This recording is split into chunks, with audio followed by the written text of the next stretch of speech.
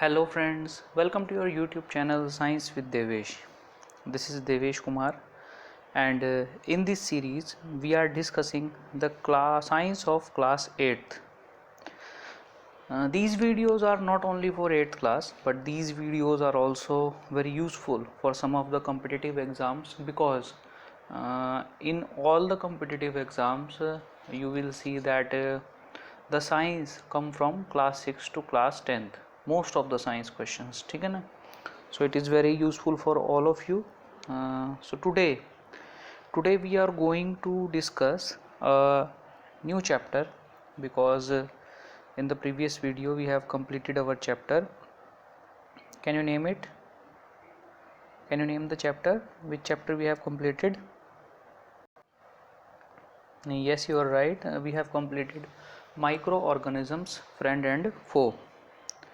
Today in this video we are going to start a new chapter which is named as synthetic fibers and plastics. आज हम एक ऐसे topic के ऊपर बात करेंगे जो टॉपिक हम सबका फेवरेट है, ठीक है ना. कोई माने चाहे ना माने, जिस टॉपिक के ऊपर हम बात करने वाले हैं, जिस ऑब्जेक्ट के बारे में हम बात करने वाले हैं, वो ऑब्जेक्ट सबका फेवरेट है बेटा. What is that object? Clothes, हमारे कपड़े, ठीक है ना. सबको नए नए डिफरेंट टाइप्स ऑफ क्लोथ्स जो है वो लेने का, उनको पहनने का शौक़ सबको होता है, सबको everybody. Less than 1% peoples are there who are not fond of buying clothes, buying new clothes और वियरिंग न्यू क्लोथ्स, ठीक है. तो ये कपड़े जो हम पहनते हैं, आपको पता है कि कोई भी चीज़ है, मान लो आपके पास एक टी शर्ट है, तो वो टी शर्ट एक होल नहीं है. होल का मतलब भाई वो एक बॉडी नहीं है, ठीक है ना.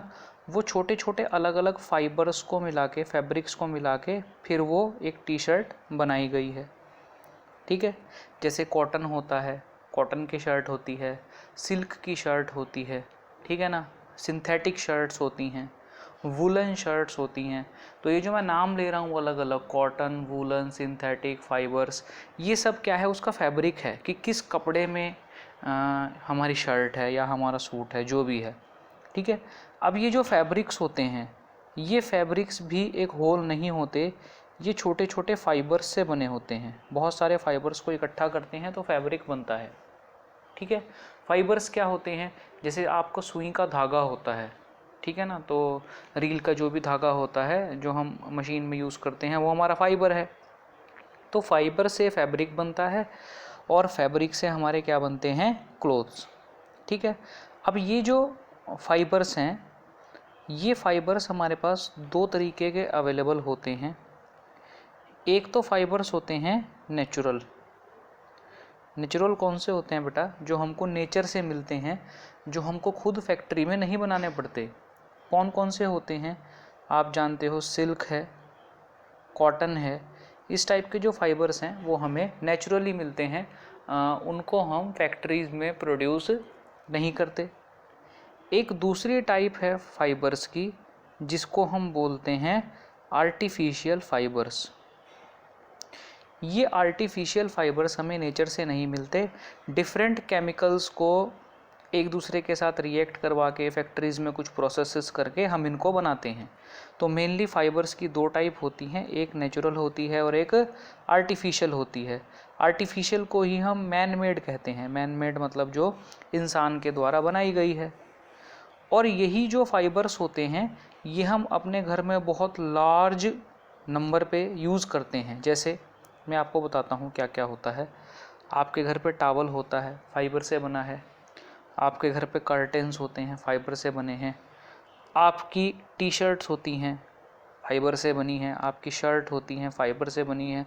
आपकी मम्मी के क्लोथ्स होते हैं, वो भी फाइबर से बनी हैं. आपके घर पे बेडशीट होती है, वो फाइबर से बनी है, ठीक है. आपके घर पे ब्लैंकेट होते हैं, वूलन ब्लैंकेट, वो फाइबर से बनी है. जितनी भी ऐसी चीज़ें आपको दिखाई देती हैं ना, आपका ऊपर घर पे सोफ़ा है तो सोफ़े के ऊपर का जो क्लॉथ है, कपड़ा है, वो भी किससे बना है? फाइबर से. तो ऐसे डिफरेंट आर्टिकल्स हैं जो हम घर में यूज़ करते हैं और वो किससे बने हैं, वो फाइबर से बने हैं। ठीक है, तो आपको एक ये टेबल दी गई है, इस टेबल को आपको कंप्लीट करना है। इस टेबल में आपको क्या करना है, यहाँ पे सीरियल नंबर लिखना है 1 2 3 4 5। अपने घर पे आर्टिकल्स देखने हैं कि जो आर्टिकल्स हैं, ऐसी चीज़ें जो मैंने नाम लिया, ऐसे क्या क्या आर्टिकल्स हैं। फिर आपको लिखना है भाई उसके अंदर जो फाइबर यूज़ हुआ है वो आर्टिफिशियल है या नेचुरल है। ठीक है, ये आप करोगे तो आप देखोगे कि डिफरेंट टाइप्स के जो नेचुरल फाइबर्स हैं वो आप यूज़ करते हो, वो कौन कौन से हैं। एक तो वो कॉटन है, कॉटन जो हम सबसे सिंपली यूज़ करते हैं, वूल है और सिल्क है। ठीक है, ये नेचुरल क्यों है, क्योंकि या तो हमें ये प्लांट्स से मिलते हैं या फिर ये हमें एनिमल्स से मिलते हैं। ठीक है, दूसरे एक टाइप के एक फाइबर्स हैं जिनको हम बोलते हैं मैन मेड, जो इंसान ने बनाए हैं, इसीलिए उनको बोलते हैं या तो सिंथेटिक फाइबर्स या फिर मैन मेड फाइबर्स।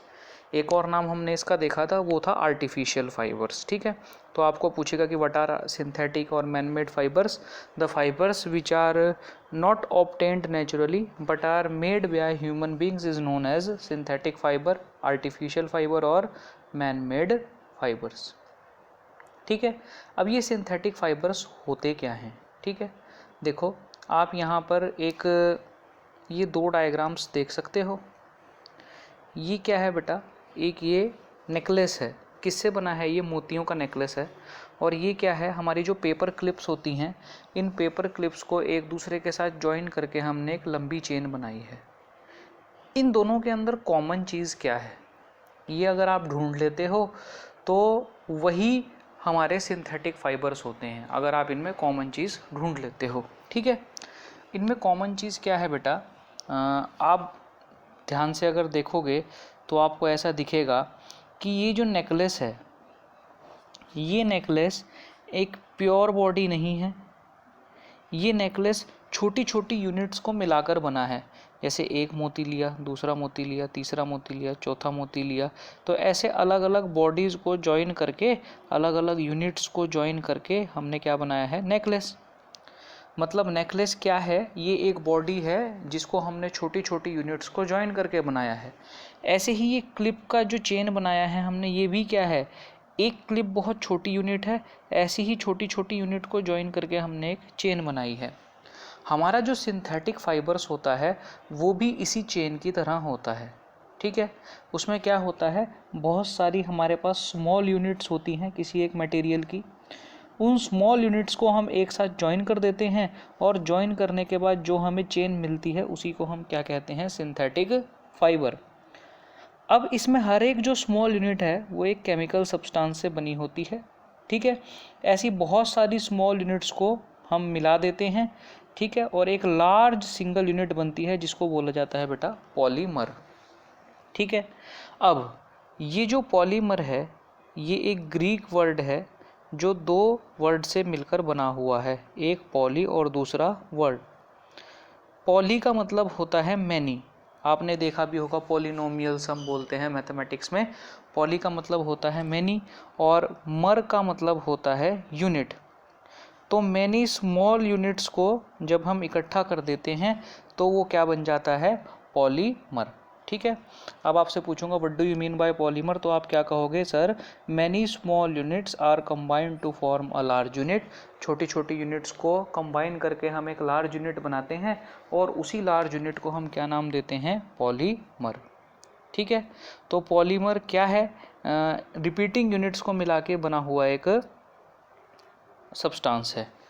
अब पॉलीमर सिर्फ आर्टिफिशियल होते हैं ऐसा नहीं है, नेचुरल पॉलीमर्स भी होते हैं, जैसे कॉटन। ठीक है, कॉटन क्या है, कॉटन एक सिंगल यूनिट नहीं है, वो बहुत सारी स्मॉल यूनिट्स को बनाकर बनी हुई एक बड़ी यूनिट है। उसकी एक स्मॉल यूनिट को हम क्या कहते हैं, सेल्यूलोज। और ऐसी छोटी छोटी यूनिट्स जो हैं जिसका नाम सेल्यूलोज है, ऐसी बहुत सारी यूनिट्स बना के एक जो हम सब्सटेंस बनाते हैं उसी को हम क्या कहते हैं, कॉटन। समझ में आई बात। ऐसे ही सेल्यूलोज जो है ये किससे बना है, ग्लूकोज की बहुत सारी यूनिट्स से बना हुआ है। तो ग्लूकोज की छोटी छोटी यूनिट्स को कंबाइन करके बना सेल्यूलोज, और सेल्यूलोज की यूनिट्स को कंबाइन करके बना क्या, कॉटन। समझ में आई बात। ठीक है। उसके बाद सिंथेटिक जो पॉलीमर्स होते हैं, सिंथेटिक जो फाइबर्स होते हैं, इनकी कुछ टाइप्स होती हैं आगे, ठीक है। इन टाइप्स के बारे में हम पढ़ेंगे। जैसे सिंथेटिक फाइबर की जो फर्स्ट टाइप है उसको बेटा हम बोलते हैं रेयन, ठीक है। रेयन क्या होता है? आपने एक सब्सटेंस के बारे में सुना होगा 7th क्लास में, 7th क्लास में क्या, घर में भी सुना होगा, सिल्क। सिल्क को हिंदी में बोलते हैं रेशम, ठीक है। और आपको पता है भाई ये रेशम जो है वो हमें प्लांट से नहीं मिलता, ये हमें एनिमल से मिलता है। रेशम का जो कीड़ा होता है, रेशम का जो इंसेक्ट होता है, उसी से हमें क्या मिलता है, रेशम मिलता है, सिल्क मिलता है, ठीक है। इसके पीछे एक बहुत बड़ी स्टोरी है। सबसे पहले ये डिस्कवर किया गया था बेटा चाइना में। चाइना वाले सब कुछ छुपा के रखते हैं ना, तो इसी तरीके से इन्होंने इसको भी बहुत लंबे टाइम तक डिस्क्लोज नहीं किया, एक सीक्रेट बना के रखा। और इससे जो कपड़ा बनता था, इससे जो क्लॉथ बनता था, वो बहुत महंगा होता था, बहुत कॉस्टली होता था, ठीक है। तो हमारे साइंटिस्ट जो है वो रिसर्च करने लगे कि क्या हम जैसे सिल्क तो एक नेचुरल फाइबर है, तो क्या हम सिल्क के जैसा कोई सिंथेटिक फाइबर बना सकते हैं, ठीक है ना। तो काफ़ी अटेम्प्ट करने के बाद उन्होंने at the end of 19th century एक सब्सटेंस बनाया, एक फाइबर बनाया जिसकी प्रॉपर्टीज़ बिल्कुल सिमिलर थी, किसके जैसी, सिल्क के जैसी, ठीक है। अब वो जो फाइबर था वो भी किसी ना किसी चीज़ से तो बना होगा ना, भले ही वो आर्टिफिशियल है, वो किससे बना है, हमारी जो वुड होती है, लकड़ी होती है, उसका जो पल्प होता है, गूदा होता है, उससे उन्होंने उस प्रोडक्ट को बनाया, ठीक है। और उसी का नाम क्या रखा उन्होंने, रेयॉन। क्या रखा बेटा, रेयॉन। और क्योंकि उसके अंदर किसके जैसी सिमिलर प्रॉपर्टीज़ थी, सिल्क जैसी सिमिलर प्रॉपर्टीज़ थी, इसीलिए रेयॉन को उन्होंने क्या नाम दिया, आर्टिफिशियल सिल्क। क्या नाम दिया बेटा, आर्टिफिशियल सिल्क, ठीक है। समझ में आई बात। अब ये जो रेयॉन है ये बिल्कुल एक सिंथेटिक फाइबर है, आप जानते हो मैन मेड फाइबर है, लेकिन इसको भी हम एक नेचुरल सोर्स से बनाते हैं, वो आप जानते हो क्या है, वुड पल्प, ठीक है। लेकिन फिर भी ये मैन मेड फाइबर है और ये सिल्क से बहुत ज़्यादा चीपर है, ठीक है ना, बहुत ज़्यादा चीपर है, बहुत ज़्यादा सस्ता है, ठीक है। और ये जो है इसको हम अलग अलग फाइबर्स में यूज़ कर सकते हैं, अलग अलग कलर्स में इसको हम डाई कर सकते हैं, ठीक है। आपका जो रेयन होता है, इसी रेयन के साथ हम किसको मिक्स कर देते हैं, रेयन के साथ हम कॉटन को मिक्स कर देते हैं, ठीक है।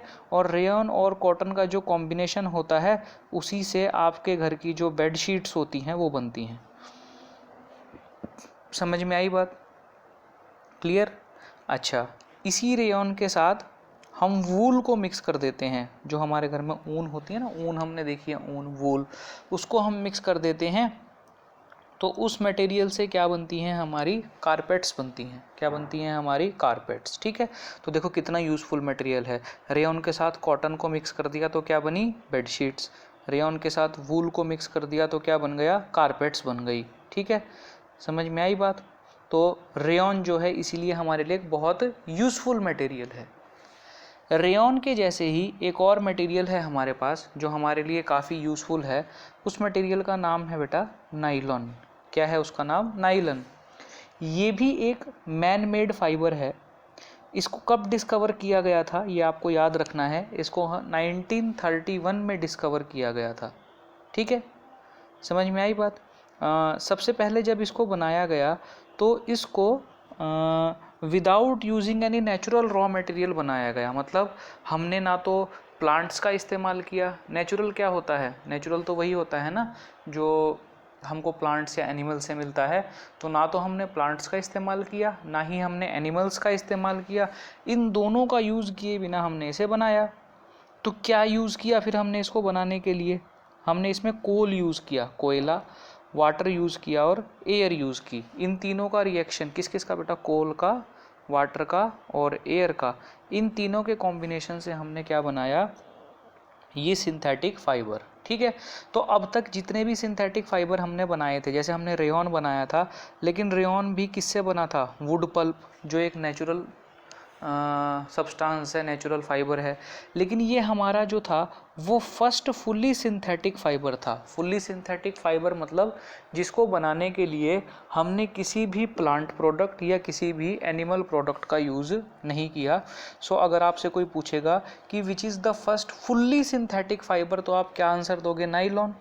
और आपसे कोई पूछेगा which is the first synthetic fibre, तो आप क्या नाम दोगे? रेयन। ठीक है। अब ये जो नाइलन है इसकी कुछ प्रॉपर्टीज़ थी जो हमारे लिए बहुत यूज़फुल रही। क्या क्या प्रॉपर्टीज़ थी? ये फाइबर जो है वो बहुत स्ट्रॉन्ग था, बहुत स्ट्रॉन्ग। आपको मैं क्या बताऊं, आपने स्टील देखा है? स्टील से ज़्यादा स्ट्रॉन्ग था ये इलास्टिक भी था। ऐसा नहीं है कि ये एक जगह पर ही उसको आप स्ट्रेच नहीं कर सकते, आप उसको स्ट्रेच भी कर सकते थे। ठीक है। और दूसरे जो फाइबर्स थे उसके मुकाबले ये बहुत लाइट था। तो ये तीन प्रॉपर्टी इसकी बहुत अच्छी थी। क्या क्या तीन प्रॉपर्टी हैं? एक तो बहुत स्ट्रॉन्ग था, इलास्टिक था और बहुत हल्का था, बहुत लाइट था। ठीक है। फिर अट्रैक्ट करने वाली भी कुछ प्रॉपर्टी जिसके अंदर थी, जैसे ये लस्ट्रस था। लस्ट्रस का मतलब चमकने वाला, बहुत चमकता था, बहुत शाइनी था और वॉश करने में इजी था, ख़राब नहीं होता था। इसीलिए नाइलॉन जो है वो लोगों के अंदर बहुत पॉपुलर हुआ कपड़े बनाने के लिए। ठीक है। इसीलिए आज भी हमारे बहुत सारे ऐसे प्रोडक्ट्स हैं, बहुत सारे आर्टिकल्स हैं जो नाइलन से बनते हैं। क्या क्या बनता है नाइलन से? आपकी सॉक्स जो हैं वो नाइलन से बनती है। यूज़ होने वाली जो रोप्स हैं, रस्सियाँ हैं, वो नाइलन से बनती हैं। टेंट्स नाइलन से बनते हैं। रस्सियाँ क्यों बनती हैं नाइलन से? क्योंकि हमने देखा था ना, बहुत स्ट्रॉन्ग होती हैं। सॉक्स क्यों बनती हैं? क्योंकि कैसी होती हैं? इलास्टिक होती हैं। टूथब्रश हमारा नाइलन से बनता है। हमारा जो कार होती है उसकी सीट बेल्ट आपने देखी होगी, वो भी नाइलन से बनती है। फिर हमारे स्लीपिंग बैग्स जो होते हैं, लेके जाते हैं ना ये जो एवरेस्ट वगैरह पे या माउंटेन क्लाइंबिंग पे जाते हैं, तो वो स्लीपिंग बैग्स अपने साथ लेके जाते हैं, वो भी हमारे किससे बनते हैं? नाइलन से। फिर हमारे घर पे जो कर्टेंस होते हैं वो भी किससे बनते हैं? नाइलन से। तो नाइलन एक बहुत यूज़फुल प्रोडक्ट था जिसको हम बहुत ज़्यादा यूज़ करने लगे। ठीक है ना। तो ऐसे ही कुछ और प्रोडक्ट्स भी हैं जो नाइलन से बनते हैं, जैसे कि पैराशूट और क्लाइंबिंग रॉप्स। ठीक है ना। पैराशूट हमें पता है उसको कितना ज़्यादा प्रेशर सहन करना पड़ता है, क्योंकि इतनी हाइट पे से कितनी ज़्यादा एयर होती है, फिर उसको वेट भी लिफ्ट करना है, तो वो जो है वो बहुत स्ट्रॉन्ग होना चाहिए। दूसरी बात, जो हम रोप्स यूज़ करते हैं रॉक क्लाइंबिंग के लिए, वो स्ट्रॉन्ग होनी चाहिए, क्योंकि स्ट्रॉन्ग नहीं होंगी तो जो क्लाइंबर है वो आधे पहाड़ तक पहुँचेगा, रोप टूट जाएगी और बेचारा नीचे मिलेगा। ठीक है ना। तो इसीलिए हम इनमें किसका यूज़ करने लगे? नाइलन का। क्योंकि नाइलन का बेटा जो थ्रेड है ना वो स्टील वायर से भी स्ट्रॉन्ग होता है। ठीक है। इसके लिए आप एक एक्टिविटी कर सकते हैं, आप एक ऐसा अरेंजमेंट बनाइए, ये अरेंजमेंट आप देखिए। ठीक है। अगर ऐसा नहीं बना सकते तो घर पे अगर कोई भी इस टाइप की हुक लगी हो तो उससे एक थ्रेड बांधिए। पहले कॉटन का थ्रेड लीजिए और उस पर यहाँ पर कुछ वेट लटकाइए, तो देखिए आप कितनी देर बाद वो टूट जाएगा, कितना वेट पे वो टूट जाएगा। ऐसे ही फिर आप यही एक्टिविटी रिपीट करिए वूल के लिए, सिल्क के लिए, और फिर यही एक्टिविटी आपको रिपीट करनी है नाइलॉन के लिए। तो आप देखेंगे कि नाइलॉन जो है वो सबसे ज़्यादा वेट कैरी करेगा और ब्रेक भी नहीं होगा। ठीक है। तो आज हमने सिंथेटिक फाइबर का जो बेसिक्स होता है कि सिंथेटिक फाइबर किसे कहते हैं, क्यों इसे सिंथेटिक फाइबर कहा जाता है, नेचुरल फाइबर्स क्या होते हैं, ये उससे कैसे अलग है, इन सब के बारे में हमने अलग अलग डिस्कशंस करी। फिर कॉमनली यूज जो सिंथेटिक फाइबर्स हैं उनके बारे में हमने देखा। जैसे फर्स्ट जो कॉमनली यूज सिंथेटिक फाइबर है वो रेयन है, और रेयन का ही दूसरा नाम क्या होता है? Artificial silk. ठीक है। और एक और हमने सिंथेटिक फाइबर के बारे में ये बात की जो था नाइलन। ठीक है। और नाइलॉन ही फर्स्ट ऐसा सिंथेटिक फाइबर था जो विदाउट एनी नेचुरल सब्सटेंस के यूज़ के बनाया गया था, क्योंकि रेयन में भी हमने देखा है किससे बना था? वो वुड पल्प से। ठीक है ना। लेकिन नाइलन में हमने प्योरली वाटर, कोल और एयर का यूज़ किया था। ठीक है। तो नेक्स्ट टाइम जब हम मिलेंगे तो we will discuss about some more synthetic fibres. ठीक है ना। Till then take care, please stay home and stay safe, क्योंकि एक ऐसा टाइम है जिसमें घर से बाहर ना निकलना, दूसरों से कम मिलना, यही हमारी सेफ्टी है। ठीक है। So till then hit the like button if you like the video, share it maximum with your friends, because as if you share it with your friends, so they will get more benefit of these videos, and I will get motivated to make more videos like this, ठीक है ना. And comment in the comment section if you like anything about the video, and also if you have any some suggestions to make the video more useful or more beneficial, so you can comment in the comment section. Till then, goodbye, take care, thank you.